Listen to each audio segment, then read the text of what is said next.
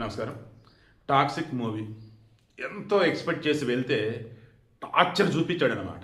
ఏ range torture చూపించాడంటే కారణం లేని కోపం, బాధ్యత లేని యవ్వనం, గౌరవం లేని ప్రేమ, జ్ఞాపకాలు లేని వృద్ధాప్యం, దండగా అని చెప్పేసి త్రివిక్రమ్ సినిమాలో చెప్తాడు. ఇందులో భయంకరం ఖర్చు ఉంటుంది, దానికి కారణం ఉండదు. అండ్ అద్భుతమైన సెట్లు ఉంటాయి, వాటి అవసరం ఏంటో తెలియదు. అండ్ విజువల్స్ ఓ రేంజ్లో ఉంటాయి, ఎమోషన్ ఉండదు. అండ్ తింట్రా బాబు స్టార్ హీరోయిన్లు ఉన్నారా అనుకుంటాం, బట్ అక్కడ వాళ్ళు నిలబడటానికి స్టోరీ ఉండదు అనమాట. తారా సుతారియా, రెబేకా అని చెప్పి క్యారెక్టర్, స్లావిటర్ అని చెప్పేసి ఒక డ్రగ్ డాన్ యొక్క కూతురు.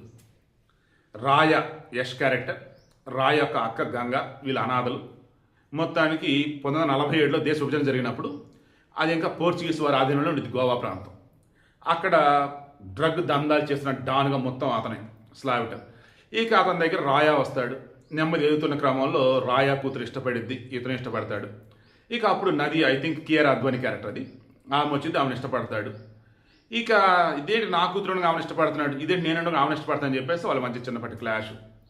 ఇక ఆ తర్వాత కియారా అద్వానీకి ఒక కొడుకు పడతాడు, కొడుకు పెద్దోడు అవుతాడు, అతని పేరు టికెట్. ఈ టికెట్కి రాయాకి అసలు ఎందుకు గొడవలు ఏంటి? అండ్ మోర్ ఎవర్ తారా సుతారియాని ఇష్టపడ్డాడు, ఈమెను వచ్చేసి ప్రేమించాడు, పెళ్లి చేసుకున్నాడు కియారా అద్వానీ. మరి మధ్యలో రుక్మిణి వసంత్ ఇతను ఎందుకు ఇష్టపడింది?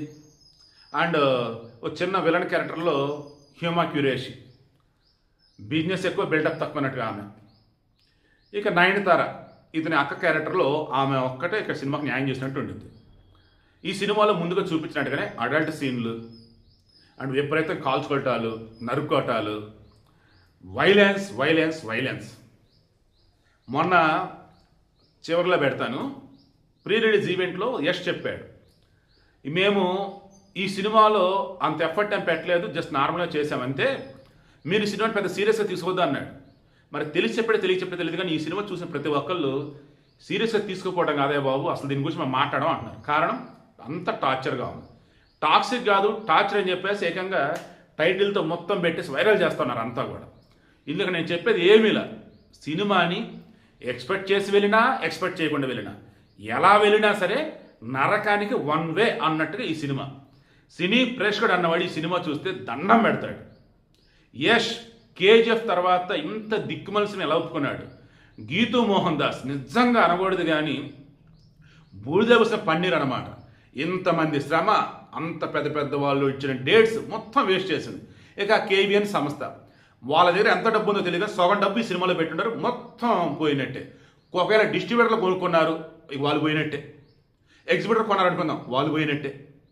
శాటిలైట్ రైట్స్ నెట్ఫ్లిక్స్ ఎవరు 800 కోట్లు ఇస్తుంటే వద్దన్నారంటే వీళ్ళు రిలీజ్ అయ్యాక డీల్ మాట్లాడదాం. ఇప్పుడు వాళ్ళు మీకు దండారా బాబుని కూడా వాళ్ళు కూడా అంటారు.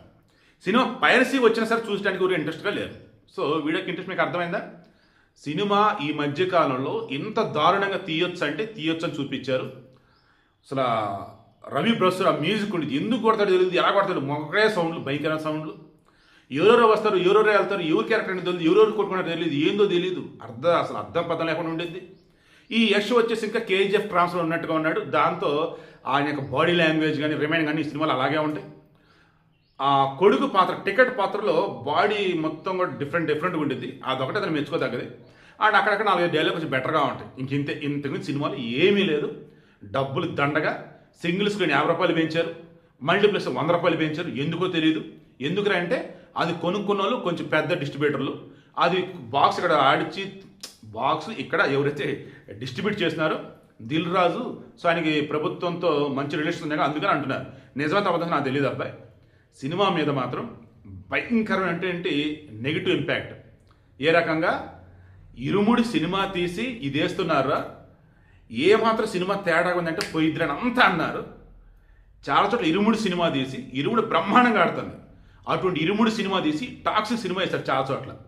దాంతో ఆ ఎఫెక్ట్ గట్టి పడిందిరా, స్వామివారి ఎఫెక్ట్. ఇంక జనాలు కూడా చీ కొడుతున్నారు ఈ సినిమాని చూసి అన్నారు. నాకు తెలిసి ఈ వీకెండ్ వరకు ఖచ్చితంగా ఆడించాల్సిన థియేటర్ కొన్ని ఉన్నాయి టాక్సిక్, అవి తప్ప మిగతా అన్నింటిలో మరలా ఇరుముడు వేసేస్తారు. గుంటూరు కారం సినిమా ఫస్ట్ కూడా అంతే, హనుమాన్ బ్రహ్మాండంగా ఆడుతుండే దానిని పక్కన పెట్టి ఈ గుంటూరు కారం రిలీజ్ చేస్తారు చాలా థియేటర్లో.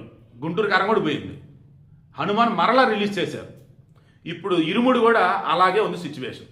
సో అద్భుతంగా ఆడుతున్న మన సినిమాలను పక్కన పెట్టి ఏవో సినిమాలు తీసుకొచ్చి బాగా ఆడుతున్న సినిమాలను పక్కన పెట్టి వాటిని కనుక వేస్తే అది ఏమాత్రం తేడాగా ఉన్నా జనాలు చీ కొడతారు, డిజాస్టర్ అంటారు.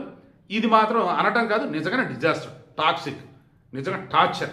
సినిమాని ఎక్కువ సీరియస్ గా తీసుకోవద్దండి. మేమంతా ఏమీ పెద్దగా చేయలేదు. One minute.